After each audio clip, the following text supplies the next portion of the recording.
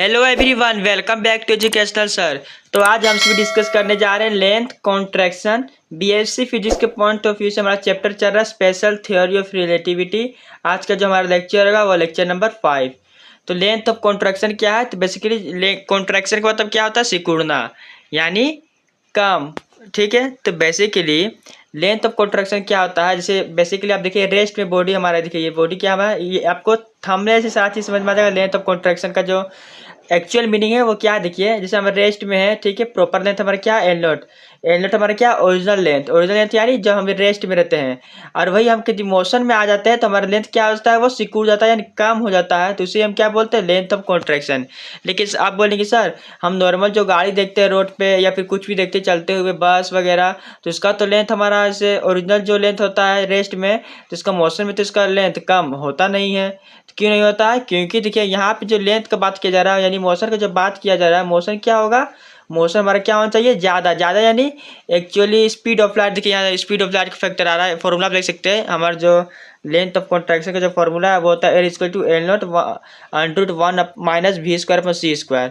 तो एल हमारा क्या ऑब्जर्वर लेंथ है, एल नॉट हमारा क्या प्रॉपर लेंथ, एक्चुअल लेंथ क्या वो है, वी हमारा रिलेटिव वेलोसिटी है, सी हमारा स्पीड ऑफ लाइट। तो बेसिकली जो मोशन जो होना चाहिए वो क्या होती है, क्या होना चाहिए? आसपास होना चाहिए किसका? स्पीड ऑफ वेलोसिटी के क्या आसपास होना चाहिए। आसपास यानी जैसे हमारा स्पीड ऑफ वेलोसिटी कितना है? 3,00,000 किलोमीटर पर सेकेंड है, 1 सेकंड में 3 लाख। तो बेसिकली हमारा जो स्पीड क्या है 1,00,000 होना चाहिए। 1,00,000 2,00,000 या 2.5 लाख उस स्पीड में यदि हमारा रेंज आता है, मोशन होता है किसी का भी, कोई कार जैसे कोई कार है 1,00,000 2,00,000 किलोमीटर पर सेकंड की रफ्तार से जा रहा है, तो ये जब उसका मोशन देखेंगे उसका एक्चुअल लेंथ क्या हो जाएगा? डिक्रीज हो जाएगा। एक ये होता है दरअसल, आप इसे देख सकते हैं। तो बेसिकली यही हमारा है। जैसे आप ये बेस्ट एग्जाम्पल इसका देखिए, हमारी ये है बुलेट ट्रेन। बुलेट ट्रेन का जो लेंथ होता है वो क्या होता है? कॉन्ट्रैक्ट हो जाता है कब? जब ये बहुत ही स्पीड चलता है 1,00,000 किलोमीटर पर सेकंड, पूरा स्पीड जब रहता है तो मोशन के अकॉर्डिंग। तो बेसिकली यही हमारा क्या है? लेंथ ऑफ कॉन्ट्रैक्शन यही हमारा है, जिसको हम प्रूव भी करेंगे कि एक्चुअल कैसे होता है। यही तो हमारा है स्पेशल थ्योरी ऑफ रिलेटिविटी का जो चैप्टर। तो बेसिकली यही हमारा लेंथ ऑफ कॉन्ट्रैक्शन है। तो इसका जो डायग्राम आपको ये एग्जाम बना के आना तभी आपको नंबर मिलेगा। तो ये हमारा एस फ्रेम के लिए इसमें हमारा x axis y axis z axis है, लेंथ इसका क्या है? एल हो गया। और यहाँ H dash y dash z axis है। ये एच डैश फ्रेम है जो ये मूव कर रहा है कौन से वेलोसिटी से? वी वेलोसिटी से। वी हमारा क्या? Relative velocity. अब यहाँ देखिए बेसिकली ये हमारा क्या है, फिर ये हमारा एल सिलेंडर है एस फ्रेम के अकॉर्डिंग। ये एल डैश हो गया हमारा एच डैश फ्रेम के अकॉर्डिंग, ठीक है। तो बेसिकली जो यहाँ से हमारा यहाँ तक का जो बेसिकली क्या है उसको बोलते हैं एक्चुअल लेंथ। से ये हमारा यहाँ से लेकर यहाँ तक का पूरा हमारा क्या हो गया? x2 हो गया है। और ये पूरा यहाँ से लेकर यहाँ तक क्या हो गया? x1। अब एक बोलेंगे सर x2 x1 क्या है? तो x2 x1 क्या है? बेसिकली हमारा बेसिकली देखिए नीचे देखिए सारी चीज़ पढ़ते हैं फिर आपको सारी चीज़ समझ में आएगा। तो we consider two frame S and H dash where origin are coincide at t equal 0। देखिए दोनों का ओरिजिन क्या हमारा? दोनों का ओरिजिन सेम है। यहाँ भी ओरिजिन यहाँ भी ओरिजिन है। बेसिकली ओरिजिन हमारा सेम है। अब इस तरह 3D बना के देखेंगे ना तब आपको समझ में आएगा कि ओरिजिन हमारा क्या बेसिकली सेम है। टी इक्वल 0 में नेक्स्ट देखिए that v is the velocity which with in H dash move with respect to S frame along x axis. V हमारा क्या वेलोसिटी है एच डैश फ्रेम का विथ रिस्पेक्ट टू किसके respect में? S जो frame है उसके रिस्पेक्ट में। कौन सा डायरेक्शन में? एक्स एक्सिस के डायरेक्शन में है। लेट ए डैश और बी डैश, ए डैश क्या है? ए डैश हमारा x1 dash y1 dash z1 dash and B dash क्या है? बी डैश हमारा है x2 डैश y2 डैश और z3 dash. B coordinate of end point of rod in frame H dash. H dash जो frame है हमारा H dash, ये हमारा क्या है? एच डैश फ्रेम है, ठीक है। ये हमारा पॉइंट है ए डैश बी डैश, ये हमारा पॉइंट है ए और बी। यहाँ तक आपको समझ आया? ए डैश का हमारा कोऑर्डिनेट क्या है? x1 dash y1 dash z1। तो इसीलिए ये जो हमारे यहाँ से एक्स एक्सिस का लेंथ होगा इसका क्या होगा? x1 डैश होगा, ठीक है। अब बेसिकली बी डैश का जो लेंथ क्या होगा? हम लेंथ कहाँ से मेजर करते हैं? बेसिकली ये एक्सिस से ही मेजर करते हैं। तो बेसिकली हमारा जो लेंथ होगा यहाँ बी डैश का क्या होगा? x2 डैश होगा। यहाँ तक आप समझ में क्या? अब क्यों ये x1 डैश x2 डैश है? अब देखिए इसका जो लेंथ है हमको मानने का यहाँ से लेकर यहाँ तक का लेंथ क्या होगा? ये पूरा बेसिकली यहाँ तक ये हमारा x2 डैश है, यहाँ से लेकर x2 डैश हमारा यहाँ x2, ये जो पूरा लेंथ क्या है? x2। अब सर x2 क्यों है ये वाला? ये ए पॉइंट और बी पॉइंट का हमारा क्या है? बेसिकली कोऑर्डिनेट देखिए यहाँ। तो बेसिकली फ्रेम हो गया एच डैश फ्रेम के लिए। अब यहाँ coordinate of end point in S. अब देखिए एस के लिए देखेंगे तो एस के लिए हमारा कोऑर्डिनेट होगा ए x1 y1 z1 और x2 y2 z2। ये किसके? ए और बी कोऑर्डिनेट के लिए है बेसिकली।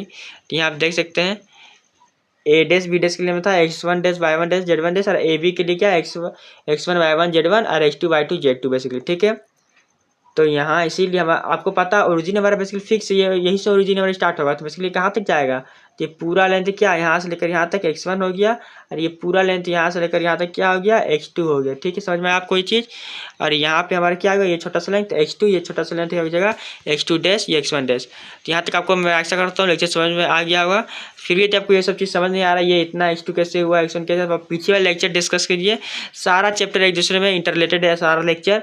तो मैंने पिछले क्लास लोरेंज बताया था, उसके पिछले क्लास में ग्रेडियंट ट्रांसफॉर्मेशन बताया था, वो सब चीज़ लेक्चर देख के आया, तभी आपको क्योंकि लेक्चर एक दूसरे से इंटर रिलेटेड है, डायग्राम वगैरह सब वही सब आ रहा है, सिर्फ टॉपिक चेंज होते जा रहा है, लेकिन सारी चीज़ वहीं से है।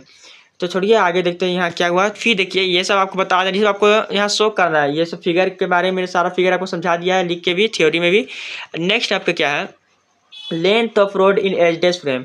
एस डैश फ्रेम का लेंथ ऑफ रोड क्या होगा, S dash frame, S dash frame. तो ये हमारा क्या है, एच डैश फ्रेम है। उसमें क्या आपको लिखना, लेंथ ऑफ रोड, देखिए यहाँ एच डैश फ्रेम क्या लिखना, length of rod in H dash frame. H dash frame में क्या लेंथ ऑफ रोड क्या होगा, लेंथ ऑफ रोड क्या होगा एच डैश फ्रेम के अकॉर्डिंग। तो एल डैश के लिए क्या x2 dash minus x1 dash होगा। तो बेसिकली x2 हमारा क्या, ये पूरा x2 डैश हो गया, ये हमारा हो गया क्या x1 डैश हो गया। अगर इस पूरा में से ये पूरा को माइनस कर देंगे तो यही तो हमारा निकलेगा, पूरा लेंथ ही तो एक्चुअल निकलेगा। तो ये हमारा क्या हो जाएगा, ये हमारा हो गया इम्प्रॉपर लेंथ। अब इसे हमने इम्प्रॉपर लेंथ क्यों ना, वो अभी आगे समझाऊंगा। पहले देखिए also length of rod in S frame. अब एस फ्रेम का लेंथ ऑफ रोड क्या होगा, x2 माइनस x1। तो यहाँ देखिए x2 क्या हमारा, ये पूरा हमारा हो गया x2, x1 हमारा क्या है, ये पूरा हो गया हमारा x1। तो x2 में से x1 हम माइनस करेंगे तो क्या ये हमारा पूरा आएगा, बेसिकली ये पूरा हमारा क्या, ये हमारा पूरा x2 है, ये हमारा क्या पूरा x1 है। यदि हम इसे माइनस करेंगे तो फिर हमें क्या मिलेगा, यहाँ से फिर हमें अब फिर से इसी का वैल्यू मिलेगा, इस एल का वैल्यू नहीं मिलेगा, एल डैश का वैल्यू मिलेगा। लेकिन नीचे देखिए ये हमारा एल क्या हो जाएगा, x2 minus x1 proper length. अब देखिए भैया ध्यान समझिए ये चीज़ कैसे हो रहा है। ए स्टेज फ्रेम हमने क्या किया, x2 dash minus x1 dash किया, ऊपर जाइए तो x2 डैश ये रहा, x1 डैश ये रहा, दोनों के माइनस का क्या एल डैश मिला, तो इससे हमने क्या बोला, इम्प्रॉपर लेंथ बोल दिया। अब नेक्स्ट में क्या x2 माइनस x1, तो x2 हमारा क्या है, बेसिकली ये पूरा हमारा था x2, ये पूरा हमारा क्या था x1। तो दोनों को माइनस करेंगे तो कौन सा हमारा जाएगा लेंथ, दोनों को माइनस करने पर हमारा कौन सा लेंथ आएगा, यही तो लेंथ आएगा। तो इसे मैंने क्या बोल दिया, एल, यानी प्रॉपर लेंथ ये हमारा हो गया। बस ये वो लेंथ क्या इक्वली तो होगा, इसलिए मैं ए लेंथ बेसिकली आपको ये बोलिएंगे, हमें इसमें से पूरा को माइनस करने पर इस दोनों को तो यही लेंथ ही मिलेगा, एक्चुअल लेंथ हमारा यही रहेगा। लेकिन इस फॉर्मेट में हमने बताया आपको समझ में आए जल्दी, इसीलिए तो बेसिकली हमारा ये प्रॉपर लेंथ हो जाएगा। तो बाय यूजिंग लोरेंज ट्रांसफॉर्मेशन, पिछले क्लास से मैंने बताया था लोरेंज ट्रांसफॉर्मेशन, इसमें एक्स डैश का जो वैल्यू आया था वो क्या था, x minus v t upon √1 minus v square upon c square. तो नाउ है यार x1 डैश और x2 डैश का वैल्यू हम फाइंड आउट कर लेते हैं। x1 डैश और x2 डैश, जहाँ जहाँ क्या x डैश है वहाँ मैंने क्या कर दिया, x1 जहाँ जहाँ x है वहाँ x1 कर दिया, जहाँ जहाँ x2 जहाँ जहाँ x था वहाँ x2 कर दिया। तो बस x1 x2 की वैल्यू आपको मिल गया है 1 और 2। तो आप देखिए measurement must be S frame. तो मेजरमेंट हम कहाँ करेंगे, एस फ्रेम से करेंगे। एक्स फ्रेम से क्यों करेंगे, प्रॉपर लेंथ इधर एक्चुअल x2 माइनस x1, तो मेजरमेंट हम वहीं से करना चाह रहे हैं।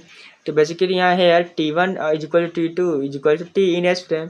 तो टाइम्स क्या होगा, तो बेसिकली हमने क्या किया, 2 माइनस 1 कर दिया। 2 माइनस 1 करने से क्या हुआ, आप देखिए x2 माइनस x1 डैश क्या है, एल डैश हमारा basically x2 dash minus x1 dash हमारा क्या है, एल डैश है हमारा। देख सकते हैं आप यहाँ पे क्या है, एल डैश है, तो मैंने वहाँ क्या कर दिया, एल डैश कर दिया।